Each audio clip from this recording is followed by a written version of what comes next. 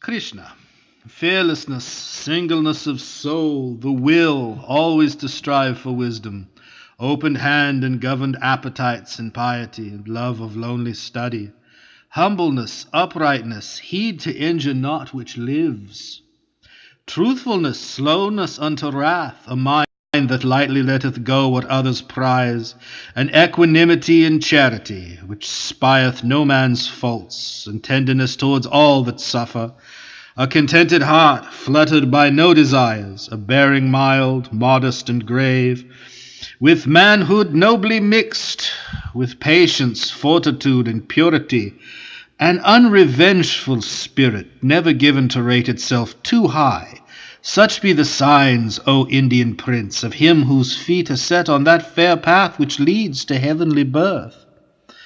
Deceitfulness and arrogance and pride, quickness to anger, harsh and evil speech, and ignorance, to its own darkness blind, these be the signs, my prince, of him whose birth is fated for the regions of the vile. The heavenly birth brings to deliverance, so shouldst thou know. The birth with Asuras brings into bondage. Be thou joyous, prince, whose lot is set apart for heavenly birth. Two stamps there are marked on all living men, divine and undivine. I spake to thee, by what marks thou shouldst know the heavenly man. Hear from me now of the unheavenly. They comprehend not the unheavenly, how souls go forth from me, nor how they come back unto me, nor is there truth in these, nor purity, nor rule of life. This world hath not a law, nor order, nor a lord, so say they, nor hath risen up by cause following on cause, in perfect purposing, but is none other than a house of lust. And this thing thinking, all those ruined ones of little wit, dark-minded, give themselves to evil deeds, the curses of their kind, surrendered to desires insatiable, full of deceitfulness, folly, and pride. In blindness cleaving to their errors, caught into the sinful course, they trust this lie as it were true, this lie which leads to death, finding in pleasure all the good which is, and crying, Here it finisheth.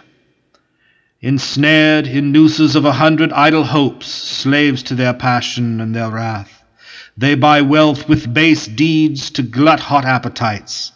Thus much today, they say, we gained, thereby such and such wish of heart shall have its fill, and this is ours, and the other shall be ours. Today we slew a foe, and we will slay our other enemy tomorrow. Look! Are we not lords? Make we not goodly cheer? Is not our fortune famous, brave, and great? Rich are we, proudly born. What other men live like to us? Kill then for sacrifice, cast largesse, and be merry. So they speak, darkened by ignorance, and so they fall, tossed to and fro with projects, tricked and bound in net of black delusion, lost in lusts, down to foul Naraka, conceited, fond, stubborn and proud, dead drunken with the wine of wealth and reckless, all their offerings have but a show of reverence, being not made in piety of ancient faith.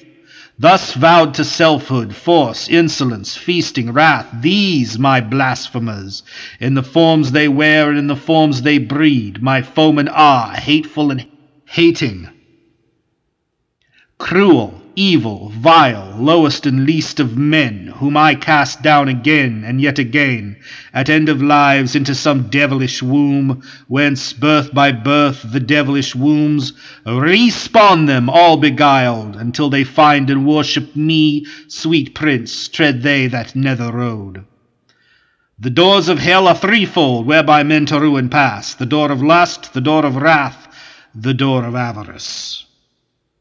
Let a man shun those three. He who shall turn aside from entering all those three gates of Narak wendeth straight to find his peace, and comes to Swaga's gate. Here endeth chapter 16 of the Bhagavad Gita, entitled The Book of the Separateness of the Divine and Undivine.